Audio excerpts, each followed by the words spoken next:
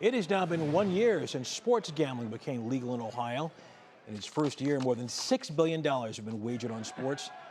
Neil Fisher, who has covered this story since day one, joins us now with more. And Neil, you told me earlier that as the volume of bets increases, so do calls for help. That's right. Good evening, Russ. The Problem Gambling Network of Ohio started the 2023 calendar year by receiving thousands of calls, which was triple the amount from the previous year. This came as bettors placed more than $1 billion in wagers.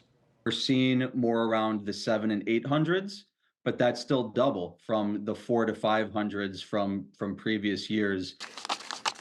As Ohio took on an increase in wagers, the Problem Gambling Network of Ohio took on an increase in calls. The number of family members calling for a loved one has increased. Ohio ended the year with 20 online or mobile operators, up from 4 when sports gambling became legalized. Michael Buzzelli told 3 News the ease and availability has brought in more bettors, especially younger bettors. We used to see my problem has been 5 years or more, or 3 to 4 years. We're seeing higher volumes of people saying my problem with betting is less than a year. Buzzelli says a large percentage of the calls they receive are related to sports betting. In January alone, more than $300 million was wagered with promotional funds or bonuses given to a bettor from the operator.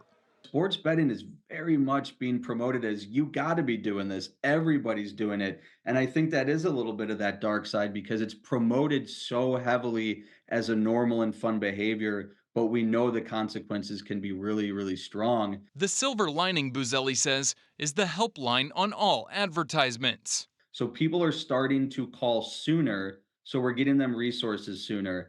Buzzelli says the calls for telehealth services have increased, and this year hopes to work with sports betting companies like FanDuel, DraftKings, and BetMGM to help those with a problem gambling. We don't want to be anti. We want to be working together to make sure that the folks who use those apps are doing so responsibly.